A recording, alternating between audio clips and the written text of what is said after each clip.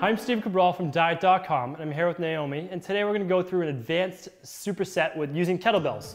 So the first exercise is actually going to be with a smaller kettlebell, and then if you're at a gym, you'll be able to kind of work your way up. So the first we want to do is called a triangle or windmill.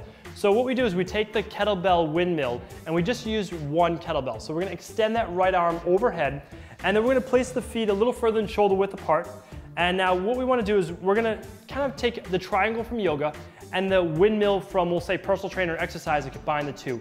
I don't like to put a weight in this bottom hand when you're first starting out, and the reason is there's more risk for rounding the back or torquing the back.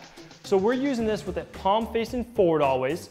We're stretching open the chest, and we're going to get this great stretch all down the right side. So Naomi's going to start to lower this left hand down her leg, keeping her back, we'll say, open right here, and keeping this hand above the other hand. So we move this back slightly. Now this might be harder for you at first because it stretches your chest and then come right back to the top. Now the kettlebell, as you saw right there, is always pointed to the ceiling. It never bends left or right. So she's not bringing it over her head and it's not coming back to her hip. And then she's going to come back up straight, breathing in, good, or breathing in on the way down if you want, which creates a tighter Valsalva maneuver, which kind of protects your core muscles, and then up and exhale out, good. So we'll breathe in on the way down, just to the point where you feel the stretch. You might not be able to get down to your ankle with this left hand as you come down. You might only be able to make it down to right at your kneecap or right below your kneecap, but the important thing is that you're keeping the core muscles strong.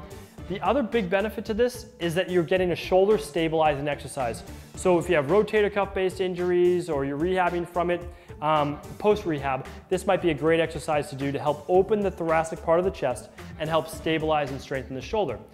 And then we'll have you switch sides, okay? So you want to do about 10 to 12 reps on one side and then switch.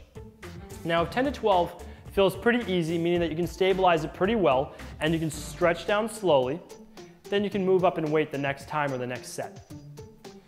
So what I want you to do is you can keep your hand open, but I want you to keep it closed at first. And the reason I want to keep it closed is just for safety reasons. I don't want the kettlebell to ever fall, and the kettlebell should actually stay directly, like I said, over that shoulder. So if you have a mirror in front of you, it's a great one to do with a mirror there as well. Let's move this a little bit more over. Perfect, so we have that straight line from hand to hand. So we're basically forming a big T. All right, so the second part to the superset, so basically we're going from upper body to now lower body. And the lower body is when we're going to start to get the heart rate up a little bit higher, boost the metabolism that much more because we're working more muscle. So this is a 20 pounds kettlebell, so a little bit larger. It's a good one to start with. So what we're going to do is we're going to get into a backwards lunge pose. Shoulder blades back, chest open, rib cage lifted, and then Naomi's going to take a big step back with her right leg, keeping her rib cage lifted, and she's going to pass that kettlebell through to her left hand. Now standing back up, she's going to alternate legs. Left leg back, pass through to the right hand. Okay, so that's the basic movement. Now here's a few tips to remember.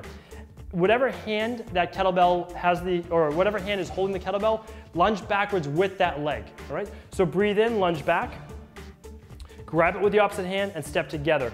Now just like Naomi did right there, as she lunges backwards, she stays down in that lunge pose. The big benefit to this exercise is more time under tension. Okay, so in a backwards lunge, you might usually do it like this. This one goes much slower, you get more time under tension, which means more toning going on in the legs, a lot more burning as well. So holding the kettlebell tight, lunging back and down, keeping the chest up, rib cage lifted, and we'll do one more on this left side. So you want to go for about 20 to 30 total repetitions. I'll take that from you, nice work.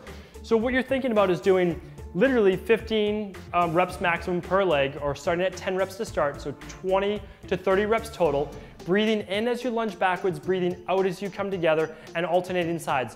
If you ever mess up, you'll know, because when you go to lunge back with this leg, the kettlebell will be touching this leg right here. So always lunge back with the same side that you're holding the kettlebell, and then switch. If you ever mess up, just switch arms, switch legs, and get right back into it. We hope you enjoyed this new kettlebell workout, working your upper body and lower body. We'll be back real soon with more videos from DietHealth.